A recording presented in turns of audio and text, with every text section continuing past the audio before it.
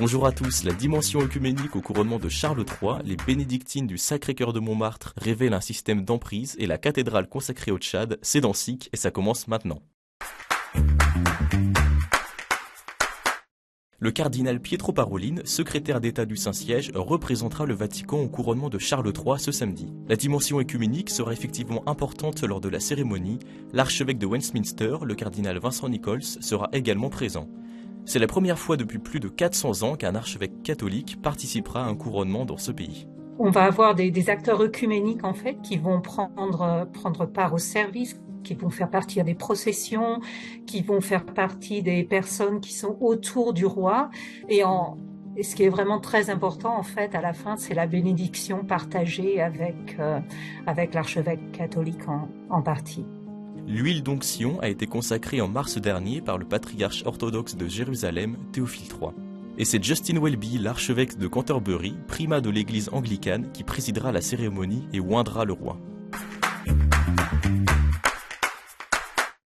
Et Monseigneur Robert Francis Prévost, préfet du Dicaster pour les évêques depuis le mois d'avril, souhaite une plus grande implication des laïcs dans le processus de nomination des évêques. Dans un entretien accordé à Vatican News, il explique « Si un candidat n'est connu par personne au sein de son peuple, il est difficile, pas impossible, mais difficile, qu'il puisse vraiment devenir pasteur d'une communauté. Cela ne signifie pas que c'est l'église locale qui doit choisir son pasteur, précise Monseigneur Prévost, comme si le fait d'être appelé à devenir évêque était le résultat d'un vote démocratique. Mais une vision beaucoup plus large est nécessaire. Nous devons nous ouvrir davantage, écouter un peu plus les religieux, les laïcs, hommes et femmes, conclut le préfet du Dicaster.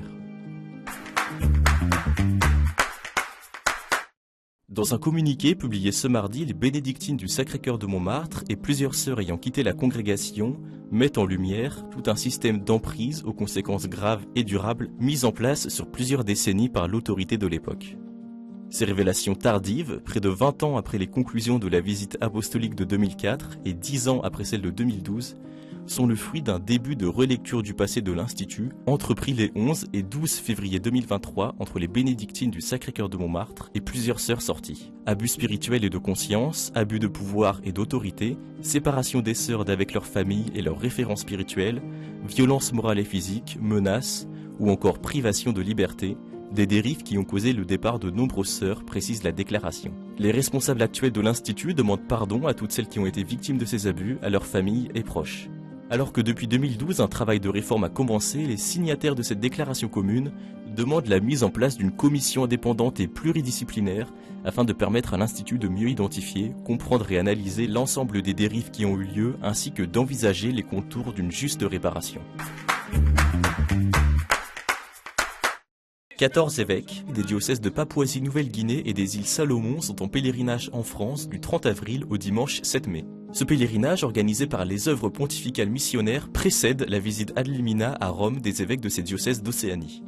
Les évêques ont prié dans différents sanctuaires à Lyon, Ars et se rendent à Lourdes ce vendredi. Ils ont rencontré plusieurs évêques français dont Monseigneur de Germay, archevêque de Lyon, Monseigneur Bataille, évêque de Saint-Étienne, Monseigneur Bertrand, évêque de Mende et Monseigneur Mika, évêque de Tarbes et Lourdes. Ce pèlerinage se fait aussi sur les pas des pères fondateurs de certaines congrégations missionnaires qui ont évangélisé l'Océanie, comme les pères maristes.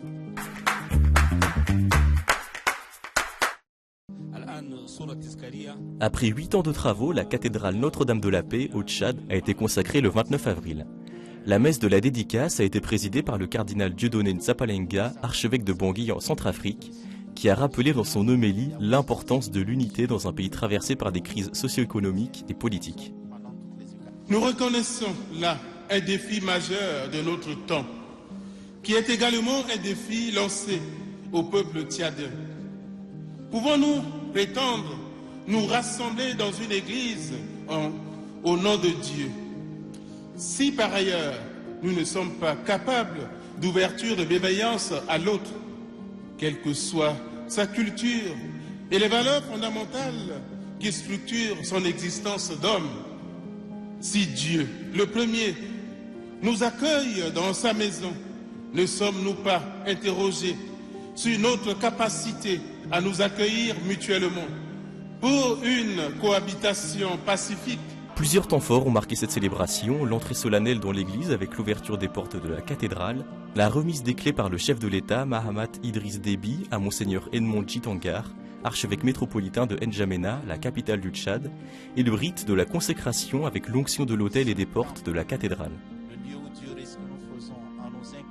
La cathédrale, construite en 1965, avait été partiellement détruite en 1980 pendant la guerre civile.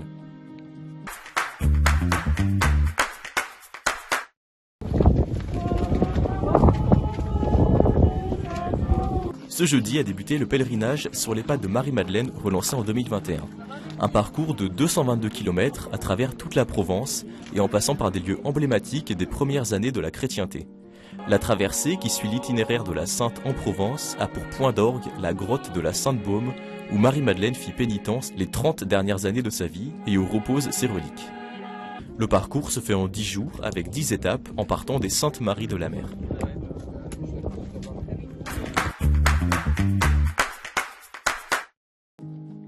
Jeudi, le pape François a tenu dans un message vidéo à s'adresser aux jeunes qui se préparent à aller au JMJ de Lisbonne dans 3 mois. Il insiste sur l'enthousiasme avec lequel les jeunes doivent se préparer à ces journées qui nous font grandir, nous marquent en profondeur et nous laissent les valeurs que nous avons découvertes en nous et grâce aux relations avec les jeunes d'autres pays. Pour conclure, François a confié aux jeunes un secret pour se préparer au mieux à l'aventure. Pero voy a dar un secreto. Para prepararse bien, conviene mirar las raíces. Tratan de encontrarse con los ancianos. Muchos de ustedes tienen abuelos, visiten a los abuelos y pregúntenles, ¿en tu tiempo había jornada de la juventud? No, seguro. ¿Y a vos qué te parece que tengo que hacer yo? Hablen un poco con los abuelos, porque ellos les van a dar sabiduría, pero ustedes siempre adelante. Los espero en Lisboa.